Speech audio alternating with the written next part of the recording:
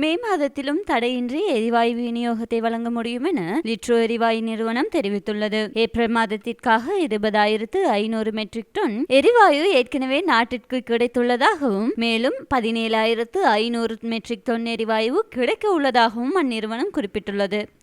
இந்த எரிவாயு கையிருப்புகள் மாலைத்தீவில் உள்ள மிதக்கும் சேமிப்பு முனையத்தில் களஞ்சியப்படுத்தப்பட்டுள்ளதாக லிட்ரோ நிறுவனம் சுட்டிக்காட்டியுள்ளது. இதை தவிர மேலதிகமாக 20,000 மெட்ரிக் டன் எரிவாயுவை ஏற்றிய கப்பல் ஒன்று தென்னாப்பிரிக்கா ஊடாக மாலைத்தீவை நோக்கி வந்து கொண்டிருப்பதாகவும் தெரிவிக்கப்பட்டுள்ளது. திட்டமிட்டபடி இந்த பண்டிகை காலத்தில் நுகர்வோரின் தேவைக்கேற்ப போதுமான எரிவாயு சந்தைக்கு விநியோகிக்கப்பட்டுள்ளதாக அந்நிறுவனம் தெரிவித்துள்ளது. அத்துடன் பண்டிகை காலத்தின் பின்னரும் சந்தைக்கு தேவையான எரிவாயுவை விநியோகிக்க நடவடிக்கை எடுக்கப்பட்டுள்ளதோடு ஏப்ரல் 16ஆம் தேதி முதல் மீண்டும் வழமை போல் எரிவாயு நிரப்பும் மற்றும் விநியோக பணிகள் ஆரம்பிக்கப்பட்டுள்ளதாகவும் லிட்ரோ நிறுவனம் சுட்டிக்காட்டியுள்ளது. இன்று நள்ளிரவு முதல் பெட்ரோல் வாகனங்களுக்கு மீண்டும் QR முறையின் கீழ் எரிபொருள் விநியோகிக்கப்படும் என இலங்கை பெட்ரோலிய கூட்டுத்தாபனம் அறிவித்துள்ளது. முன்னர் நடைமுறையில் இருந்ததை போன்றே பெட்ரோல் வாகனங்களுக்கான எரிபொருள் ஒதுக்கீடு வழங்கப்படும் என அதன் தலைவர் DJ ராஜகருணா தெரிவித்துள்ளார். பண்டிகை காலத்தையொட்டி கடந்த 11ஆம் தேதி நள்ளிரவு முதல் பெட்ரோல் வாகனங்களுக்கான QR முறைமை தற்காலிகமாக இடைநிறுத்தப்பட்டிருந்தது. இதன்படி இன்று நள்ளிரவு முதல் ஒற்றை இரட்டை இலக்க முறையின் கீழ் அனைத்து வாகனங்களுக்கும் QR முறைமையினூடாக மாத்திரமே